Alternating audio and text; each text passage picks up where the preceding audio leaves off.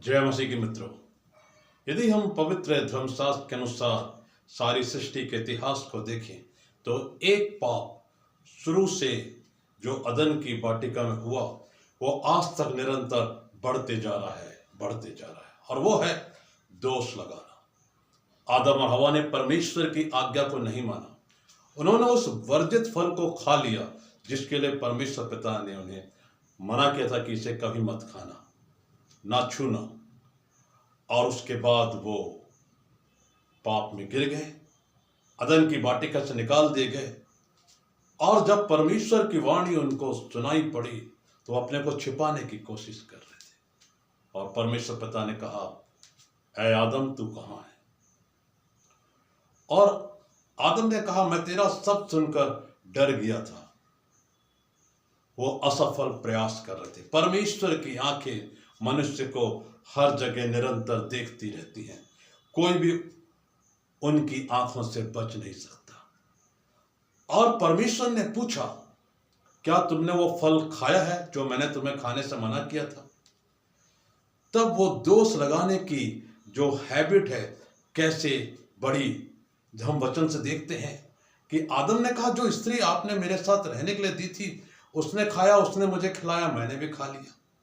वो अपनी गलती को स्वीकार नहीं कर पा रहा है कि परमेश्वर ने मना किया। और स्त्री कह रही, सर्प ने मुझे कहा, मैंने खा लिया। अच्छा होता कि वो परमेश्वर के चरणों में गिरकर अपने पापों की, गुनाहों की माफी मांगते, समाधान मांगते, लेकिन उन्होंने ऐसा नहीं किया। बस एक दूसरे पर दोष लगा रहे थे। और दोष लगाने के कारण वे जो परमेश्वर के सामने दीन नहीं बने, वो अदन की वाटिका से निकाल दिए गए। और उनके उसके बाद निकाले जाने के बाद उनका जो जीवन था बड़ा कठिन हो गया। उनको दंड स्वरूप ये कहा गया कि जब तू, इस हवा से परमेश्वर ने कहा, जब तू गर्भवती होगी, पुत्र जनेगी या बच्चे जनेगी तो तुझे प्रसव की पीड़ा होगी। तो पुत्र और पुत्रियां जनेगी और तुझे प्रसव की पीड़ा होगी। और उसके साथ ही आदम से कहा, तू पृथ्वी पर परिश्रम करेगा और पसीने की रोटी खाएगा। और सर्प से कहा कि तूने जो बहकाने का काम किया है इसलिए तू भूमि को चाटेगा और भूमि पर रेंग कर चलेगा। दोष लगाना एक बहुत गंभीर पाप है। मत्ती 7:7 में प्रभु यीशु मसीह ने कहा है, दोष मत लगाओ कि तुम पर भी दोष न लगाया जाए। तू अपने भाई की आंख का तिनका क्यों देखता है और तुझे अपनी आंख का लट्ठा नजर नहीं आता? इसलिए एक कपटी, पहले अपनी आंख का लट्ठा निकाल ले, तब तू अपने भाई की आंख का तिनका भली भांति निकाल सकेगा।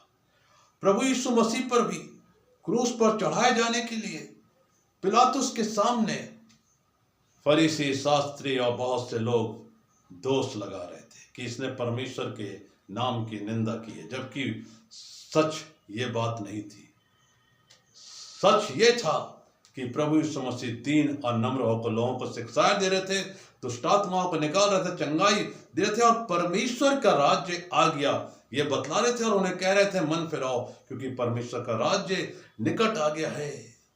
लेकिन लोगों ने उनको नहीं माना कि वो परमेश्वर के पुत्र हैं। उनके कामों को देखकर नहीं माना, उन पर दोष लगाते रहे। दोष लगाने का एक बहुत बड़ा जो अंदरूनी कारण होता है वो हमें जानना चाहिए कि लोग नहीं चाहते कि उनके पास आज जो पावर है, जो शक्ति है, उनसे छीन ली जाए, क्योंकि उन्होंने जो गलत काम अपनी जिंदगी में किए हैं उससे उन्हें दंड स्वरूप उस पद से निकाला जा सकता है या उन्हें जेल में डाला जा सकता है। बहुत सी समस्याएं हो सकती है, उन्हें दंडित किया जा सकता है।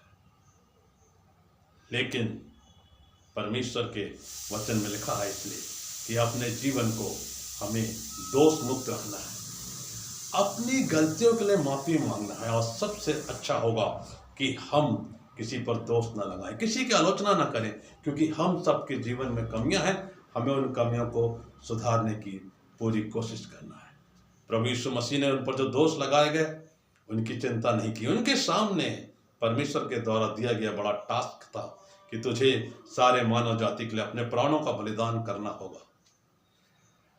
आप और हम जो अपने जीवन में विरोधियों के द्वारा, किसी के द्वारा किसी प्रकार के दोष के शिकार होते हैं, प्रभु यीशु मसीह को अपना मॉडल बनाइए। उन्होंने कहा है मत डर, मैं हमेशा तेरे साथ। हमें बिल्कुल नहीं डरना है, बल्कि बुराई के बदले भलाई करना है वचन के अनुसार। हमें लोगों के लिए प्रार्थना करना है। प्रभु ने कहा अपने शत्रुओं के लिए प्रार्थना करो, जो अनजान है उनको नमस्कार करो। यही मसीह जीवन की पहचान है और यही प्रभु यीशु मसीह के पीछे चलने का सबसे अच्छा तरीका है।